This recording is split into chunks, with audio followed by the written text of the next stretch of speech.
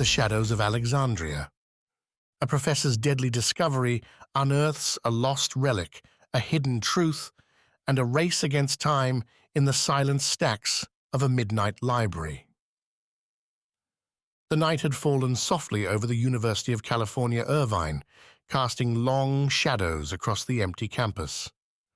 The Aldrich Park Library, standing stoic and grand, was silent, except for the quiet hum of the fluorescent lights that had been left on to guide the rare late-night visitor. It was just past 2 a.m., and Professor Samuel Bennett, an esteemed if slightly eccentric figure in the history department, was making his way through the dimly lit stacks in the basement, a place few dared to go at this hour.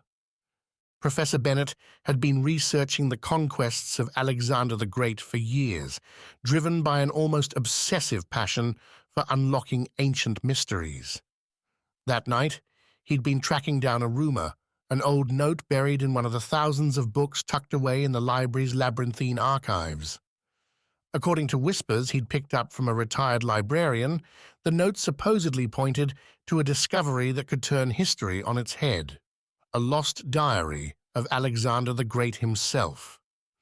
Some believed it was nothing more than a myth, a fiction concocted to dazzle undergraduates. But Professor Bennett was convinced otherwise, and he'd been tirelessly digging through obscure volumes for days. And just as he rounded the corner of the shelving units on the south end, there was a sudden, eerie silence, the sort that creeps in when something goes terribly wrong. He paused, feeling a chill run up his spine, but the thought of abandoning his search now seemed unthinkable. With a sigh, he resumed scanning the spines of the dusty tomes before him. That's when he noticed the faint glimmer of a folded piece of paper sticking out between two books, a slim, tattered volume on Greco-Roman military tactics and a well-worn biography of Alexander himself. His heart raced as he reached for it, but before he could touch it, he heard a faint click. The heavy shelves began to close in, grinding on their tracks, locking him in place.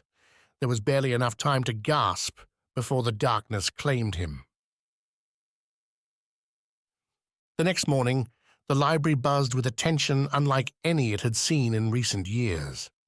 News of Professor Bennett's tragic accident spread quickly, students and faculty alike whispering about the strange, gruesome fate that had befallen him. Officially, it was being investigated as an unfortunate accident. An aging professor had simply gotten trapped between the library's automatic shelving units, unable to call for help. Yet for Dr. Lillian Tanaka, a colleague of Professor Bennett's in the history department, the story didn't sit right. Lillian had known Samuel for years. He was meticulous, almost to a fault. The idea that he'd carelessly ignored the shelf alarms or ventured too close to the moving units felt implausible. And then there were the whispered rumors she'd overheard among the students about a supposed ancient diary and a mysterious note. Her curiosity was piqued, and when campus security completed its investigation and gave clearance for faculty to re-enter the library, Lillian was the first one to volunteer to sort through the remnants of Bennett's work. She walked into the dim basement, her footsteps echoing against the cement floor. The towering shelves loomed around her, each one packed with volumes upon volumes of history. She found the spot where Bennett had been trapped, grimacing as she imagined the scene. It was too clean now, too orderly. The library staff had reset everything, and it looked as if nothing had happened. Yet she could feel an odd sense of unease in the air, as if the books themselves were watching her.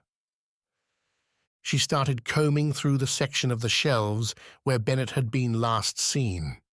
If he had left any clues, they would be here, hidden among the unremarkable volumes of military history and Greek warfare. Hours passed, and she began to think she was chasing shadows, until she spotted a thin, crinkled piece of paper sticking out from a book on a lower shelf. With trembling hands, she pulled it out. The note was simple, scrawled in Bennett's familiar handwriting.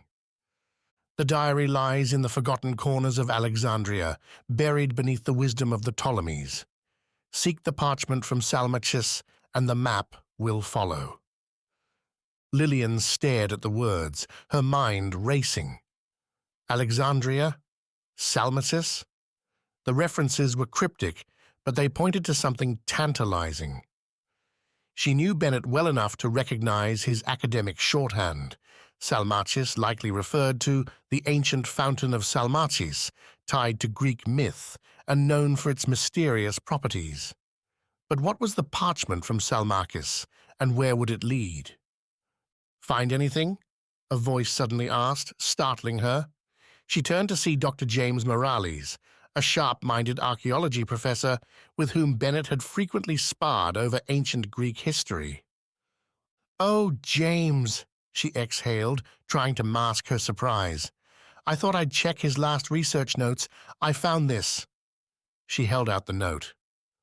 Morales scanned it quickly, his brow furrowing. "Did Bennett say anything to you about this?" he asked. "Not exactly, but I knew he was onto something big. He mentioned he'd found evidence of a previously unknown diary from Alexander the Great. Said it was hidden in the most unlikely of places, but he never got to explain further." Morales considered her words, his expression turning speculative. If Bennett was right, this diary would be worth millions. Imagine the historical value, let alone the monetary price tag. But why would he die here, in such a tragic way, just as he was on the brink of finding it? Lillian had no answer, but a gnawing suspicion grew inside her. Could Bennett's death have been more than an accident? And if so, who would go to such lengths to ensure he never found the diary? Over the next few days, Lillian and Morales dove into the archives, piecing together Bennett's cryptic clues. They scoured obscure manuscripts and academic papers, tracing each of Bennett's references. By the end of the week, they'd made a startling discovery. The note appeared to reference an ancient manuscript housed in an off-limits section of the library known as the Restricted Archives. Lillian had only heard rumors about this hidden part of the library, a small room tucked away in the basement that held rare and delicate manuscripts from around the world. Access was heavily restricted, and only a select few faculty members even knew of its existence. As luck would have it, Dr. Morales was one of them. The next night, after arranging for a late entry, the two professors met in the basement, flashing their IDs to the disinterested security guard. Lillian and Morales slipped through the door into the restricted archives, dimly lit and musty, the air thick with the scent of ancient paper. Their search was methodical, if tense. Row by row, shelf by shelf, they sifted through the stacks. Finally, Lillian spotted it. A brittle, almost translucent scroll tucked between two volumes on the ancient Ptolemaic dynasty. "This is it," she whispered, carefully unrolling the parchment. The text was faint but legible, written in a language that appeared to be a mix of ancient Greek and Persian.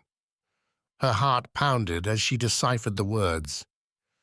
In the shadow of Salmachus, Alexander's thoughts were inked. "Seek the tomb where Ptolemy rests." Her breath caught. The tomb of Ptolemy Rheseus' son, Alexander's trusted general, was believed to be somewhere in Alexandria. Legends held that it contained treasures, but there had never been evidence to support the idea of a diary.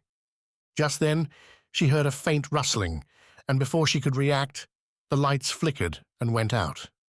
She froze, barely able to see Morales next to her in the darkness. "Lillian," he whispered, a hint of fear in his voice, "I think we're not alone." The sounds grew louder, footsteps echoing from the main library. They crouched, barely daring to breathe as they listened. Whoever was there was moving purposefully through the stacks, and Lillian's mind raced with questions. Had someone else been following them? The footsteps stopped just outside the door to the restricted archives. They heard the lock click, and the door creaked open. The silhouette of a tall figure appeared, shining a flashlight in their direction. Dr. Tanaka, Dr. Morales. It was the head librarian, Miss Danvers, her face unreadable in the shadows. You shouldn't be here. Morales stepped forward. Miss Danvers, we're here on legitimate business. This manuscript, he held up the parchment, could be the key to an extraordinary historical discovery. Professor Bennett died for this knowledge, and we're just trying to finish what he started. Miss Danvers gave him a cold smile. I'm aware of Bennett's pursuits, and I'm aware of the risks he took. She stepped closer, her gaze shifting between them. Did you really think you could uncover something so valuable without the university noticing? What do you mean? Lillian asked, feeling a cold sense of dread. Miss Danvers sighed, her eyes narrowing. The diary, if it exists, belongs to history, not to individuals chasing after glory or fortune. Bennett thought he could keep his discovery a secret, but there were others watching him. And when he got too close, well... She let her words hang in the air, and Lillian understood the implication. Did you have something to do with his death? Lillian's voice was barely a whisper. Danvers tilted her head, a faint smirk on her lips. Accidents happen. People get lost in their own obsessions. She stepped closer, her voice low. Hand over the manuscript, or you'll meet a similar fate.